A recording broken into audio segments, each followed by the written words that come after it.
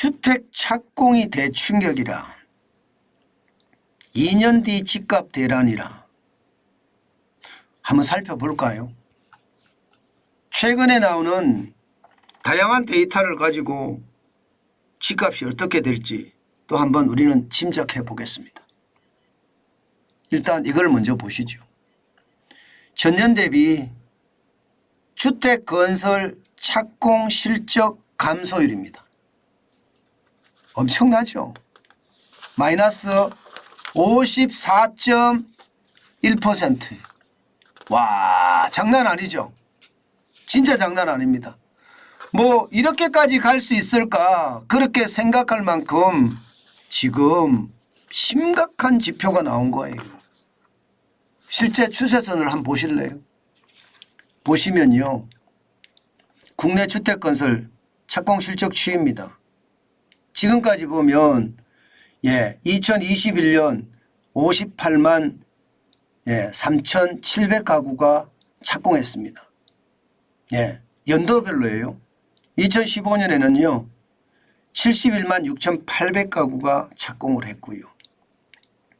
작년에도요. 38만 3,400가구가 착공을 했습니다. 그런데 올해는요. 보시다시피 10만 2,300가구예요.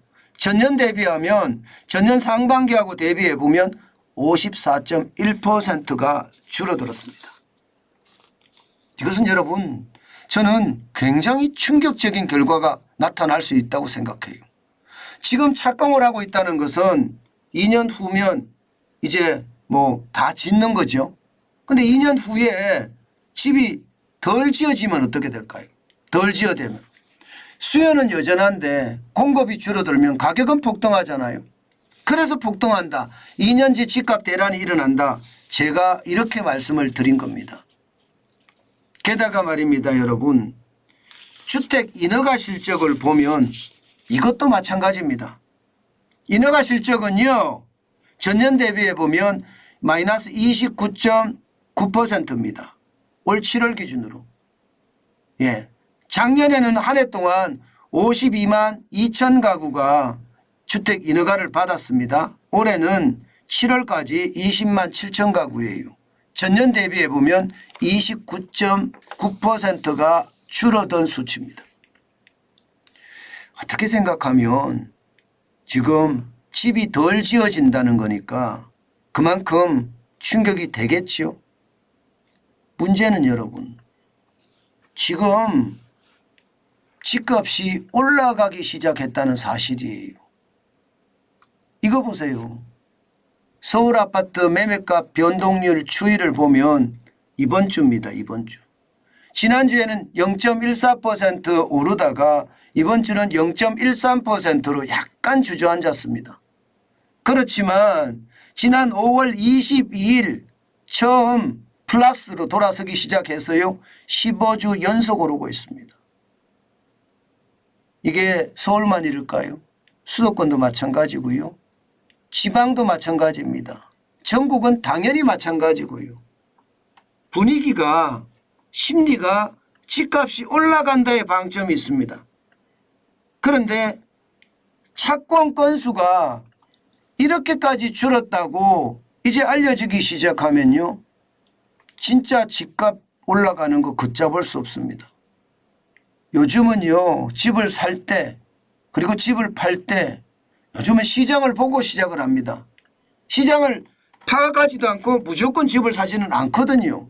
그만큼 말입니다. 많은 사람들이 소비자들이 똑똑해졌다는 뜻이에요. 그런데 집값 올라가는 분위기에 이게 착공 실적까지 줄어들어 이거 큰일 나겠는데 집 사야지 이렇게 나올 수밖에 없겠죠.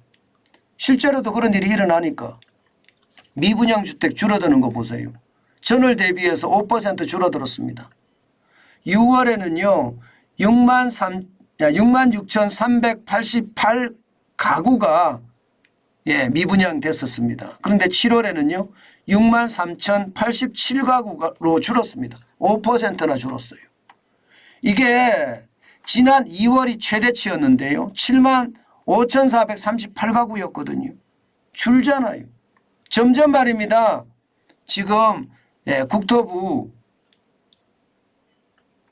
국토부가 미분양 위험 수위를 6만 2천 가구라고 했는데 점점 다가서고 있고요.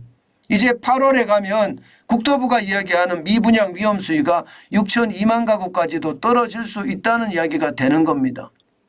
물론 국토부는 6만 2천 가구라고 하지만 시장에서는요, 또 기업들은 그렇게 이야기 안 하죠. 5만 5천 가구 정도 이야기합니다. 5만 5천 가구. 예, 기업에 타격을 줄 수 있는 것, 돈이 묶여서 기업이 부도가 날 수 있는 확률 말입니다. 어쨌든 중요한 것은 미분양이 줄어요. 게다가 더 긍정적인 요소는요, 준공후 미분양. 이게 다 지어놨는데 미분양되는 걸 말합니다. 이거 악성이거든요. 이것도 줄어듭니다. 6월에 9,399가구에서요. 7월에 9,041가구까지 줄어들었습니다. 적어도 말입니다. 358가구가 줄어드는 거예요. 358가구가. 그러면 여러분 이 분위기대로라면 2년 뒤에 집값 대란 일어날까요? 일어난다예요. 일어난다.